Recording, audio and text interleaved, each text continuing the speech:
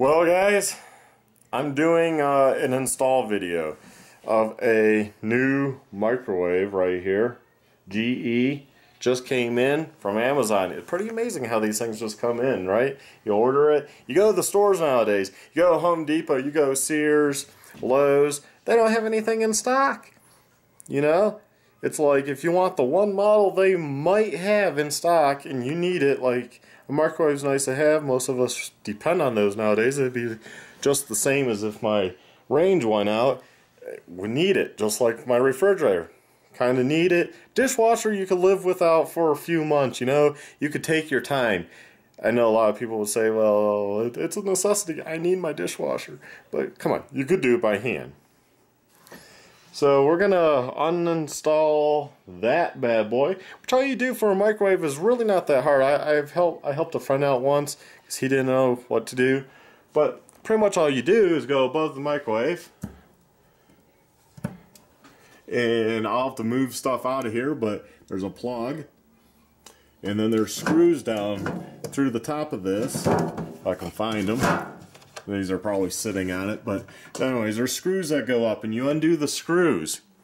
And it's really quite easy, guys. Wow, guys, my battery went dead in the camera, and it's supposedly charged. It's one of those generic ones, so sorry about that interruption. Hopefully that part of the video came out good. But yeah, so just drop down the two bolts, one there, and yeah, change it out. And this should have the new one should have a new wall plate also. I won't know until I pull this out. It's probably on the bottom, I would imagine, and it's probably a different pattern than what's up there, but that's pretty much it. It's pretty simple and not a hard job. Hey guys, so this is how I'm going to try to do it by myself. I got this plastic step stool that fits perfect under there. We'll let it kind of fall down as I undo the flathead bolt there. Flathead there. Obviously this has been the second microwave, but looks like the spots were close those times. Let's hope for this time it's also pretty close. Okay guys, I'm back. It's pretty much with a flathead screwdriver, or you could use a Phillips. I undid these long bastards. One there, and again one there. And amazing how much sawdust is under there. I didn't install this microwave. Just surprising how much sawdust is in there. And I wouldn't know why. No one's drilled a hole since. But my little stool idea works. So if you have the two-step plastic stool that holds 300 pounds, that'll let me lean it just fine down. So far, one-person job. And we'll see if I can get this thing out of here myself. Okay guys, I got the old one down. You can see there, step stool's there. Pretty much what I did was I just make sure you run the cord through the little hole so it's down on this side. Let the weight of the microwave, I moved the stool out of the way. Let the weight of the microwave come down. These just slide into little slots on the bottom. They'll bend. It's not that thick of metal. And I wrapped one arm under, put my shoulder on it, let it slowly come down. Didn't want to crash into our stove. And then pretty much was able to lift it back up using my shoulder and lift it over. And the top of it in the back on this one had like this metal bracket, and I just held on to that and set it down right here. So not really that bad. I'm actually surprised I actually was able to do this myself. Of course, this is their mounting plate. As you can see, all different holes. That one is going to have a totally different, because this is a Whirlpool, but kind of the gist of I'll go back to those points if I can. And then if you need more, you can add more if you have a stud in various areas. So that's what it looks like behind the microwave. So guys, you can pretty much see that this back plate, it's on it. I took out the one Phillips. There's one more down on that end, but it was right up here. All microwaves are different, so unless you're looking at this specific model, which is the GE Oh, dang it. It's like the JVM something. I'll put that number in the description. And also, if you're searching and you come to this microwave, that's why, or this install video. But you can see it's much different than the existing one. Kind of a lot more options. This one, on this side's the bottom, attaches by this big long like shelf to rest on. But there's not that many bolt holes. So we'll see how this lines up. I'm just gonna remove the other one of these, go match it up over there, and then take that one off.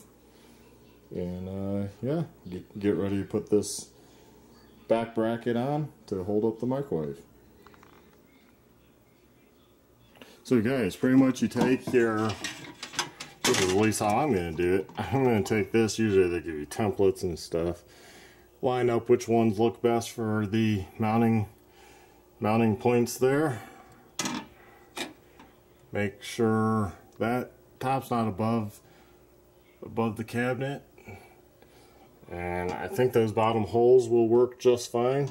So what I did was I marked on the piece of metal with a Sharpie those holes to try first. None of the holes match up there, so first I'll worry about the bottom, and then I'll see which holes, see what's behind the wall, and figure out which holes then to use in to the rest of it. And if I have to, you can put some screws in behind this piece too, which is probably more important than even parts that go up, just because obviously this bottom bracket is what helps hold the microwave up, besides it actually being like mainly the weight on the cabinet, which is pretty amazing, you know. So.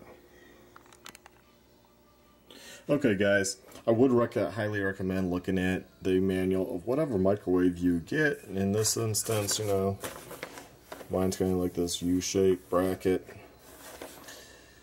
And pretty much the gist of it is, I got a few holes that line up, and I made a couple. Let's see if I can find them. And you'll want to read that because these cabinets are all different. But pretty much on mine, you touch the bottom of the cabinet. And I already made a hole for this area. I found the stud with a stud finder, marked on the wall. Boom, boom, I did hit a stud. Apparently they attempted that before, and they gave up before, because there's no studs behind those. Must not have had a stud finder.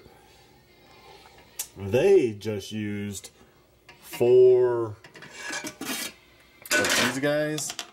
Well, they used pretty big ones, but pretty much 4 of these guys, where you shove it through. Well, first I would put this on, squeeze these, shove this whole piece into place. That's what they did. Well, the directions say, and which I would assume would be correct, is if you can't find a spot for that mark and that mark, you need to use in this whole installation at least 1 stud across. You should be screwed into a stud with the screw guys. These guys right here, wood screws, you can tell because they're a lot coarser threads. Well, luckily I have 2, so the previous people did not install the microwave here correctly. Now I'll have to make a couple holes up here. We're lining up with A and B, and use 2 of these. They pretty much said for this area I just need to find 2 holes, which I did, or at least 1, and I have 2 on each side because you would draw a line down the middle. I'm guessing that's what that kind of light line from the previous people is. You can just look at your cabinets and kind of eyeball that. So stud there, perfect. So 2 of these, 1 up there, 1 over there, and the wood into the stud, 1 there, and I will be good to go. I actually don't need to go in the old holes that they did. which I thought I would have to, but no. As long as I have a D and a C, and they call this area E in general. So, and this is the middle of the bracket. So if you can find a stud within that area and a stud in that area, you're good to go, guys. So get back to hanging this bracket. Well, guys, I'm back. I got it up. I got the bracket installed. I got the wing nuts up there, or I don't know what you call those exactly, those expanding ones. You pop through the drywall. And I did the wood ones down here, and I think that's going to be good. I guess I don't really need to do what I was thinking in the corners. You would think in the corners, but no. That should work pretty good, just like so. And what else? Any tips or tricks? Well, the size of the drill bit I used for this kit was a 2764. And just augured it out. Still had it augured out a little, but got it in. I think eyeballing on the sides, that looks right. Top you're supposed to touch like the directions say. So that should be good to go. Next thing is hanging it. So here I go with hanging it. Actually, guys, there's one more step you'll need to do. You'll need to orientate your blower depending on whether you're venting through the roof, through the back of the wall, or just recirculating. Well, we don't have a vent, so we have to recirculate. Right now it looks like it's set up to blow through the roof. That's probably the standard, I'm guessing, in most cases. To change it around, you have to just undo this screw, it looks like that screw, and then pull this lid off, pull the blowers out, turn them around so they're actually pointing this way, because here's the vent that come out the front. So it needs to go that way. So pretty easy to do, but just make sure you look at the manual to see how it's done. And depending on your microwave, depends on what you'll have to do in regards to that. And this actually does, I know there was issues online with people saying, or questions I should say, asking if it comes with a charcoal filter. Yes it does, which is what you'll need if you're recirculating. It's right there. Take my finger out of the picture so it focuses. That's the vent adapter they give you, and then the other two are the grease filters, I think they call them. So yeah, that's pretty much it. So go ahead and dig into this bad boy. Okay, pretty straightforward. Took those two screws out. This actually unit I thought was going to slide off or something, but no, it just bends on those tabs up out of the way. So that's kind of nice. See the connector. I don't think I have to remove the connector to turn this around. We'll find out here real quick. Actually, it almost looks like I kind of just rotate it that way because it's going to blow through there, that area. Okay, guys, I mean, that's pretty much it. I had to undo one more screw back here. This unit then slid up, rotated it, and now the blowers are pointing the correct way. Put that screw back in to hold the blowers. Fold down this. Put the screw back there. Put the screw back that was up here. See, they do have a matching hole. And yeah, that's it. That's how easy it is. Actually, it took longer to do this, the starting and stopping the video camera, than to actually to do this. Your 1 minute job. Well, there you go, guys. Got it installed by myself. That stool really helps. That's the right height. So if you happen to find one of those easy reach 2 plastic stools, it has a 300 load capacity. It works really good actually for this. It's the right angle and everything. It's not too high, not too low. With this type of stove, where I have the big steel grates on it, obviously if you have a glass cooktop, you're not going to be doing that. You will probably be having 2 people. You definitely don't want to drop this on a glass cooktop. So I had to drill. One thing I did kind of forget was I had to drill a couple holes up here. I used their silly template, and of course it's thin paper. It goes up under there. Tape it in place with some blue masking tape, and I just kind of eyeballed it to drill through the paper to do that. And it looked like I did pretty good. Unfortunately, microwaves are not standardized, so it really screws up your cabinets. I was talking to a friend, and it's like, we kiddingly said, like, or I said, well, you know, in 30 years, because these things aren't made to last forever nowadays, in 30, 40 years, if we stay here, or next person, or person after, whatever the case is, they're going to be like having a really effed up cabinet here. They'll probably would have to change out that cabinet. I don't know. Maybe they figure kitchen remodels and stuff nowadays, but man, you would have a lot of holes because they don't standardize that shit. They should standardize that. Why not? You know, make people's lives easy. I'm guessing the people replaced a whirlpool, hence why the holes were kind of close to begin with, and they just kind of made another hole, and they put some washers on, and it was good. This one sits back, so the 27/64 drill bit did perfect. And at least the GE, they give you some wiggle room with however that's hooking into the nut, because it's some slop in there, which is nice, because you don't have to be 100% on, you know, on the dot. And yeah, it started up, and this is what it looks like. Wish I could be more proud with a clean stove right now, but no, I cannot be. We're wondering why we have missing knobs, because I know somebody on YouTube will point that out. So we have a kid, and usually we leave the knobs off, and that way she doesn't really know how to, you know, push in and turn that little metal thing.